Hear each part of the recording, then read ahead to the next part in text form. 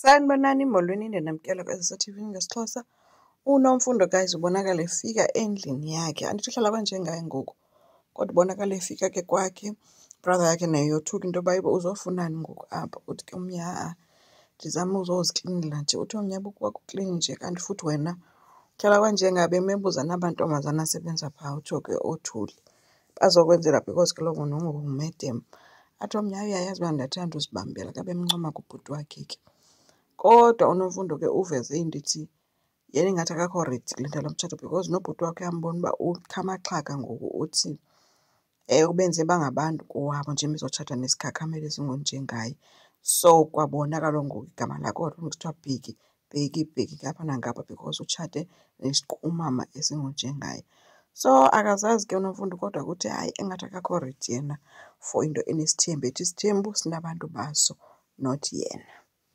Ukwenza ke yena ke guys ubonakele ehamba noMalanga ngaselwandle. Okubonakala into yoba ke baphinde badibana ke after simbone ekhala emotweni.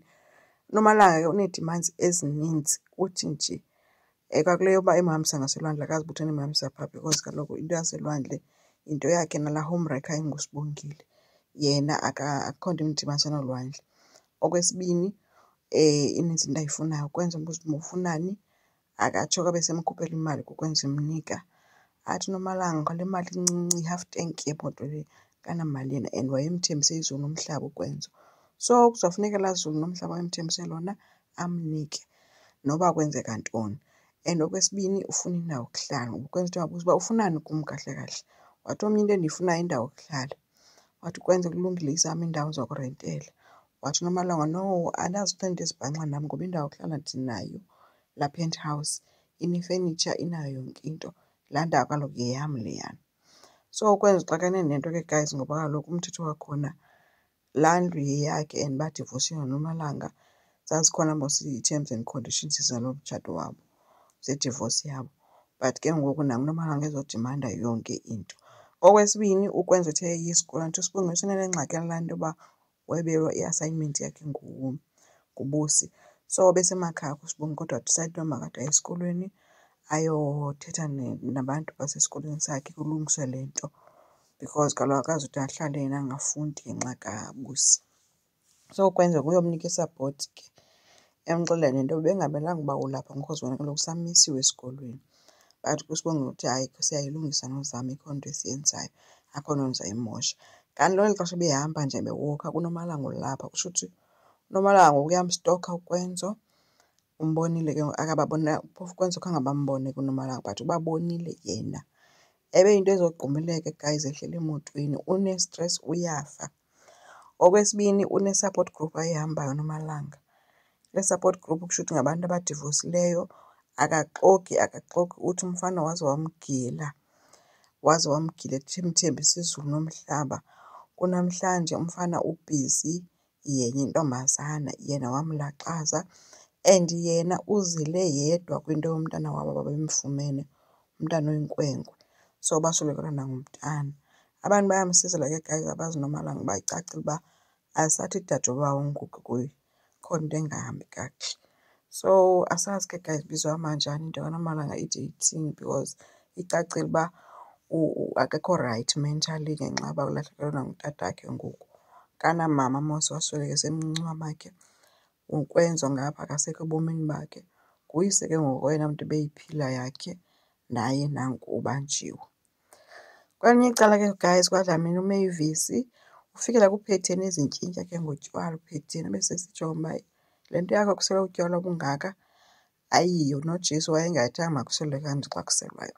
uPhetheni besesithi kwezi ngxaki ezingaka zalo mzi andizukwazi into yoba ndingaseli, kungcono ndisele because cacile into yoba uPhetheni akayindawo uzawutshata and kuzofuneka nam ngalaa mini yomtshato namhlanje funeka ndinxibe ilokhwe emnyama ngoba ndibonakalisa into yoba ndiwuzilela umtshato wam because umtshato uphelile njengangoku.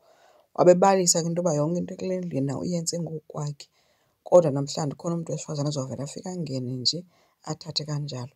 But ke uMavis uye wangenelela esithi hayi andifuni uba ngathi ndithetha iindaba zabantu, ndinolwimi kodwa bendikhe ndathetha noNomfundo apha. uNomfundo naye akasayifuni noyibona yonke le nto kanjengaye. And uthi ke ngoku akakho ready kwakule nto yalo mtshato because yena ngelaa xa ingathi bekumnandi ngokuya bengumistress not ngoku aphakathi. So le nto ngoku akayifuni. Phetheni abe excited ke sithi hayibo ngoku injalo, athi omnye yes injalo. Kanti uncedakele kuphetheni ke guys. Uvele wathi gqike efikele ekamereni kaNofundo, uNofundo enezistresi zakhe, emphethele unqwazi salapha KwaZulu-Natal ke. Esihle, ananoba sibizwa ngesicholo na. So ke ethi kuzomnika ke yakhumbulani uba esesakhe Nofundo ke sincoma ke Nofundo hayi ngeke ngikwazi usithatha. Abe sithi Phetheni hayibo ndisipha wena. Abe Nofundo hayi ngeke kungcono uba kuthiwa umama besaphila, nguye bezondipha zonke ezi zinto zale nto yalo mtshato. Hayi ke bese uPhetheni ngenelela ke yonke le nto emxelela into yoba unjengaye. Nguye ozokwazi ukumxelela uba unjengaye ngumntu onjani, because nguye umntu owenze unjengaye abe ngulo mntu anguye, omakhileyo. Ethi ke futhi unjengaye funeka umazi into yoba ayingomntu wantombi iyi-one, ingengomntu wabantu ababini, ngumntu wabantu. Ngumntu okwaziyo uba uthi xa efuna into ayifumane nanini na. So wena ungacingi into yoba nguwe wedwa. Nofundo othukele into yoba kuthiwa unjengaye ngumntu wamantombazana. Athi kuPhetheni hayibo ucinga nguwe wedwa Nofundo, banintsi nibanintsi. Ayinguwanga wedwa qha funeka ke ungabi ngulo mntu uzomngxolisa unjengaye, ngoba wamngxolisa uzoba sengxakini. Funeka umyeke enze le nto ayifunayo.